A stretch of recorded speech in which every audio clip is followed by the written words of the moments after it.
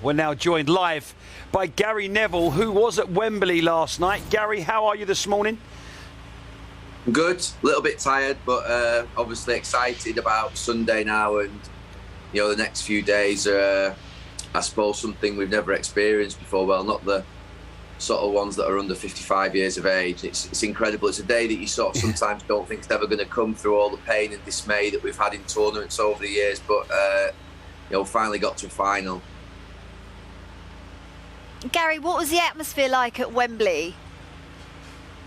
Absolutely amazing. Gareth just said there that it was the best atmosphere that he's seen in the new Wembley. Obviously, he was in Euro 96 in that Holland game when we beat them 4-1. It was special against Holland, against Spain. But last night it seemed more special, maybe because, I don't know, I was in the crowd. I was sort of up on that sort of second tier. You're in amongst it. And the fact that I don't think fans obviously have been in stadiums, we've had no real fan presence in stadiums for 16 months. It just felt like there was a massive outpouring of emotion. It's the biggest crowd obviously in England that's existed for such a long time, and it was unbelievable in there. It was mesmerising. It really was at points in the game, even pre-match.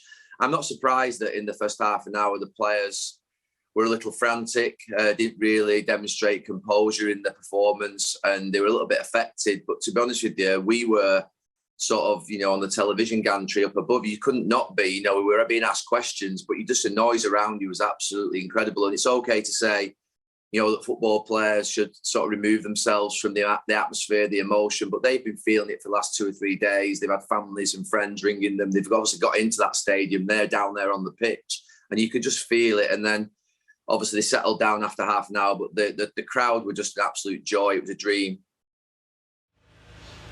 Yeah, Gary, talking about the crowd and the fans and you being there, I want to ask you this, coming from a football fan myself, on behalf of other fans, if they feel the same as me.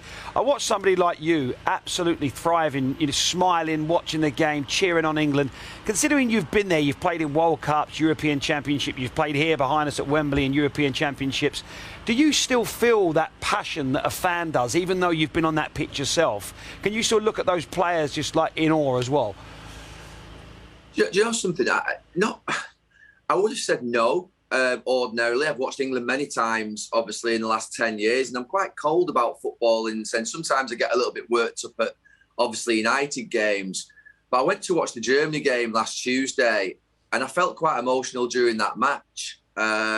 Maybe it was just 25 years sort of ago. I was sat there in the crowd. I didn't play in the semi-final. I was suspended watching, obviously, the team and thinking that how many times have we come out the wrong side of these types of matches, and how many times is it us that have the bad headlines the morning after? And then just seeing those lads overcome Germany last week, I did feel quite emotional. And then last night before the game, it was honestly mesmerising. It was spine-tingling being in that stadium. Like I say, I grew up adoring Manchester United and loved playing for England. So for me, England, I always loved my country. I love playing for England, but never really got to the point whereby it gripped me like probably this has in the last sort of 7 to 10 days. I love Russia. I loved watching the team in Russia, but this is obviously completely different being in England and so special. The fans not being in the stadium for the last 18 months. I just think the way in which the team and the players conduct themselves and the way in which they've behaved over a period of time now and performed, it's not just the performances. Do you know something last night? I'm absolutely overjoyed and delighted that we won like everybody else is. But do you know something? It wasn't the most important thing to me last night, that really. It's the fact that I genuinely trust the manager that we've got. I genuinely think the players are a good bunch of lads who love playing for England, who have removed all the cynicism and cliques that, to be fair, I was part of for many years with England. So credit to them. They deserved what they got last night because of the way in which they've handled themselves, not as much just on the pitch, but off the pitch as well. Yeah. Gary, let's look at one player in particular then, Raheem Sterling, another dazzling performance from him. Is he player of the tournament? I think he's getting there. Yeah, I mean, I think probably about 4 or 5 days ago, I just thought Jordan Pickford. Maybe it's because I think that at times I've been critical of Jordan Pickford during the season, that I just thought he'd been exceptional in terms of the clean sheets that we've kept. Luke Shaw's been outstanding. Kyle Walker has been absolutely brilliant. Calvin Phillips, amazing in central midfield. But you'd have to say now with what Raheem Sterling did last night, he definitely, I think, jumps in front of those. If he wasn't there before, he was too good for them. You know, it's an old-fashioned saying, he's too good for them. My dad used to say it when I was younger. He'd say, you know, when he used to take me to a match, and Raheem Sterling was just too good for them. And somehow on Sunday, we've got to find a way to draw Chiellini and Bonucci out so that we can get Raheem Sterling in that space, in and around them. You know, he's got to be the key, because those two Italian defenders are absolutely brilliant. I think they'll half fancy Kane in terms of the sort of physicality element of it, and Harry's not the quickest. So Harry's going to have to be clever on Sunday. Raheem Sterling, I'm sure, if he can draw one or two of those defenders out and get them out of their position 4 or 5 yards. We saw the goal that Spain scored where Chiellini was just drawn out and 1-2'd. I think Raheem Sterling could be absolutely key on Sunday. He's the only one that I feel like's not been rested. He feels like he's played every single minute. I know he has come off in a game, but it'll be interesting Sunday. Raheem Sterling's been outstanding. Last night he was brilliant. I think that, like I say, he just tore them to shreds. And involving Raheem Sterling last night, of course, was that penalty that was given. Do you think it should have been, Gal? No, not a chance. That's never a penalty in a million. I mean, look, I always think about it. What would the headlines be this morning? How would we feel this morning if we were on the other end of that penalty? We'd be absolutely devastated. But honestly, I don't care. I've been with England now. I've been to 8 tournaments, and I've been knocked out where we've had goals disallowed, chances missed, posts hit, referees not giving, you know, sending players off when we didn't think it was a sending off. All those excuses that we've made over the years and those reasons why we didn't succeed. I genuinely think last night that team would have succeeded without that penalty. I think it would have done something different and got that goal. I know that people might say, well, that's a ridiculous thing to say, but I genuinely think they were okay in that game. I said at the end of full time, I think we're okay here because we're playing well. The last 15 minutes of full time, we played well. When Dolberg and Damsgaard went off for them, the game changed completely. And they lost their legs. They lost the counter-attack. I thought Declan Rice and Phillips in midfield, along with Shaw and Walker, really stopped the counter-attacks. And we were absolutely brilliant at sustaining our attacks from probably about 70 minutes on. And at that point, I thought we had the game in our hands. And for me, I think the goal would have come. It was never a penalty in my book. I think it was really soft. But the referees have been consistent in this tournament. They've been very, very, I suppose, in some ways reluctant to overturn these types of decisions. Doesn't make it right or wrong. I think the officiating has been absolutely outstanding. But if we were on the other end of it, we'd be absolutely gutted. So, no, not for me, but I'm glad that we got it. Yeah, absolutely. Gary, you've mentioned how impressed you've been with Gareth Southgate. Looking at his selections, most of them have been proven right so far. Did you agree with bringing back Bukayo Saka last night? I did agree with bringing him back because I just felt that he'd been the most lively of the wide players along with Raheem Sterling. If you just look, they've all had a chance. Whether they've been coming on, whether they've started games, I think Saka's been the best one out of the lot. I'm not sure he'll start Sunday. I'm usually hopeless with predictions and actually hopeless with team projections in terms of working for Sky.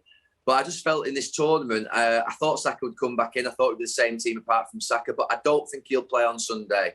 I think that just might be too much for him. What he did last night, the amount he's given in this tournament, I just feel we'll see somebody else.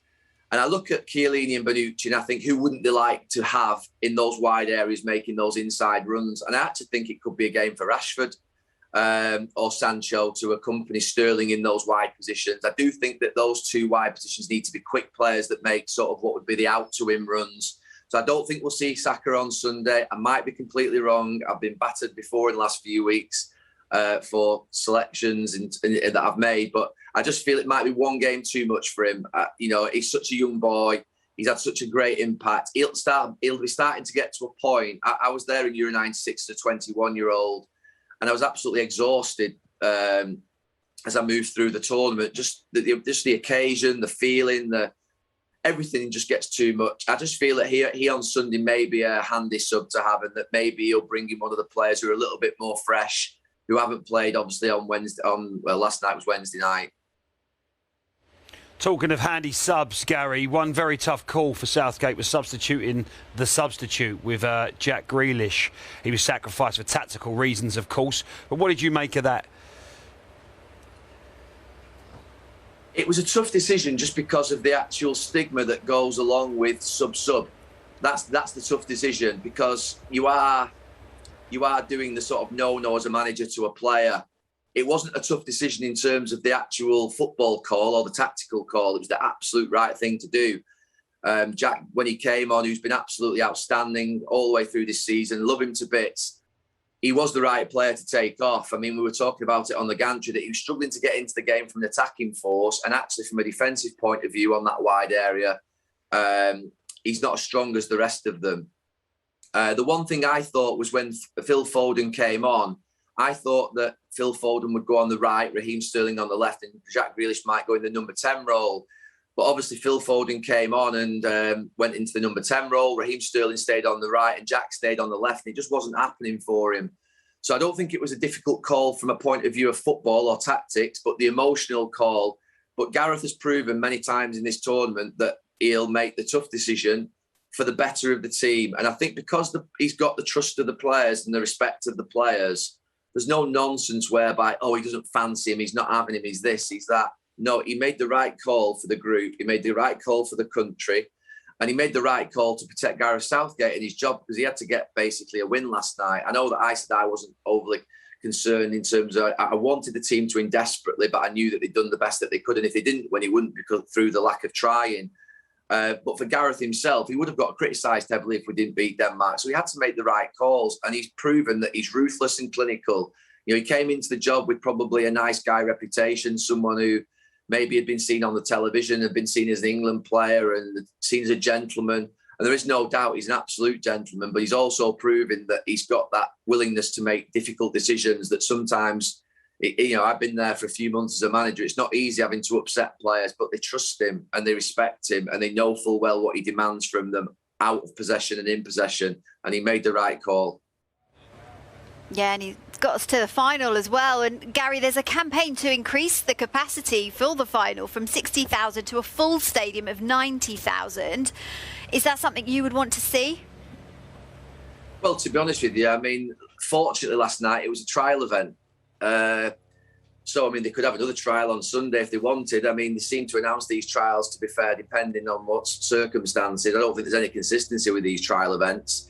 So it could easily be that the government could, but I very much doubt they would go beyond that 60,000 capacity that they had last night, just due to the fact that the stadium was absolutely rocking. It was full. Obviously, there are still people who are anxious coming out of this pandemic, and still some concerns around, obviously, the full restrictions being removed in a couple of weeks. I doubt that they'll shift the position from where they were previously, but it wouldn't be the first time. But I think that my view would be that 60,000 is probably about right at this moment in time to capture the mood of the country. And last night, as I say, you know, I know Wembley holds 85, 90,000. I've never seen it that good, honestly. And, you know, I was there in Euro 96. The Holland game was so special. I remember that atmosphere when It's Coming Home, really, to be fair, was born. And I thought I'd never see anything like it again. But last night, I have to say, there were moments in that crowd whereby it was so special. So I'm not sure we need the extra 25,000. What we will need is a team who recover well in the next few days, because they've got one hell of a game in front of them. Yeah, absolutely. Well, hopefully a game that England win. Gary, thank you so much for joining us this morning. I know you probably had a reasonably sleepless night. So, yeah, get back to bed and we'll see you soon. Thank you.